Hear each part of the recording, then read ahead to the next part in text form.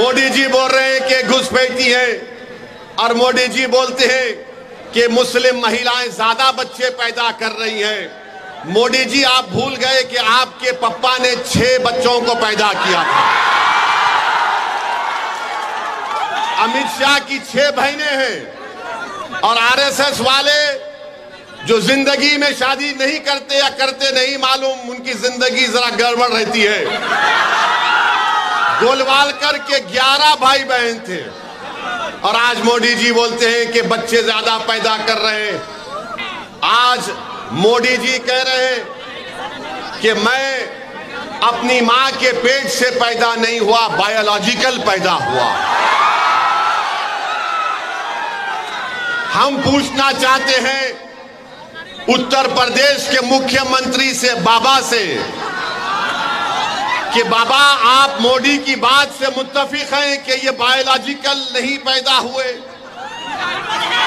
आप बताइए मोदी जी क्या क्या बातें कर रहे हैं, क्या क्या कह रहे हैं, और कह रहे हैं कि ऊपर वाले ने उनको एक मकसद के तहत यहां पर भिजाया है। मोदी, तुमने भारत के युवाओं के मुकद्दर को बर्बाद कर दिया। भारत के युवाओं का बेरोजगारी का तनासुब परसेंटेज 45% है और मोदी जी कह रहे हैं कि मैं बायोलॉजिकल पैदा नहीं हुआ। आप अंदाजा लगाइए, मोदी जी कहते हैं कि भारत के 17 करोड़ मुसलमान घुसपैठी हैं। आप घुसपैठी हैं? कितने घुसपैठी नहीं, हाथ उठाओ। मोदी जी कहते हैं कि जुमे के दिन झारखंड में छुट्टी दी जा रही है, संडे ईसाइयों का दिन है। अब क्या मुसलमान हिंदू और ईसाई से लड़ेंगे? मोदी जी, हमारी लड़ाई किसी से नहीं है, ना हिंदू भाइयों से है, ना ईसाइयों से है, ना किसी से है। हमारी लड़ाई तुम्हारी गंदी सोच से थी और है और रहेगी इंशाअल्लाह। हम नफरत को खत्म करना चाहते हैं, हम हिस्सेदारी चाहते हैं, हम इज्जत की जिंदगी गुजारना चाहते हैं। मेरे अजीज दोस्तों और बुजुर्गों, मेरे अजीज दोस्तों और बुजुर्गों, अब मोदी जी कह रहे हैं कि आरक्षण मुसलमानों का छीन लिया जाएगा। मोदी जी, क्या आप नहीं जानते कि जिस तेली समाज से आप आते हैं उसी तेली समाज को गुजरात में मुसलमान जो है आरक्षण मिलता है।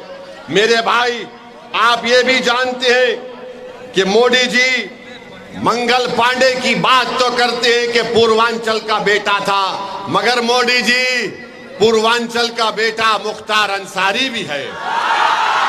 वो मुख्तार अंसारी जिसने अंग्रेजों के खिलाफ अपना सब कुछ कुर्बान कर दिया, मगर मोदी जी मुख्तार अंसारी के बारे में बात नहीं करना चाहते। मेरी अजीज दोस्तों और बुजुर्गों, आरक्षण लेने की बात भारत के प्रधानमंत्री करते हैं। हम उनको बताना चाहते हैं कि उत्तर प्रदेश में अंसारी भाई, आप उनको 1950 का प्रेसिडेंशियल ऑर्डर खत्म क्यों नहीं करते?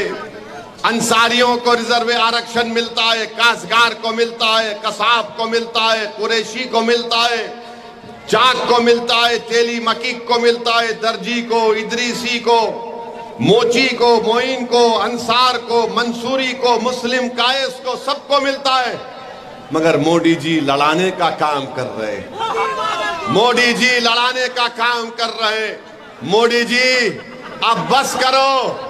कितना लड़ाओगे, कितना नफरत को आम करोगे? आज देश की जनता परेशान है, किसान परेशान है, घर की माँ और बहनें परेशान है महंगाई से। तो अपनी नाकामियों को छुपाने के लिए नरेंद्र मोदी आज हिंदू मुस्लिम की नफरत की राजनीति कर रहे हैं। इस नफरत की राजनीति को अगर कोई खत्म कर सकता है तो पीडीएम कर सकता है। अखिलेश यादव सिर्फ परिवारवाद की सियासत करेंगे। अखिलेश यादव सिर्फ एक ही वाई की सियासत करते हैं। नाम तो लेते हैं एम वाई का, मगर पूरी राजनीति करते हैं वाई के नाम पर।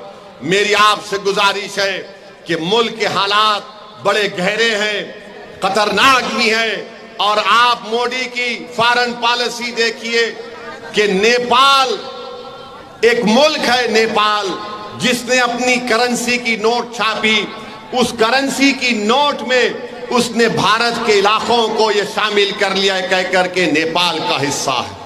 आप बताइए, नेपाल हमको आंखें दिखा रहा है, नेपाल हमको आंखें दिखा रहा है, और मोदी जी बोल रहे कि जाओ अल्पसंख्यक समाज के पास जाकर मुजरा करो। मोदी जी, नेपाल आंखें दिखा रहा है, आप क्या भांगड़ा कर रहे थे नेपाल के सामने?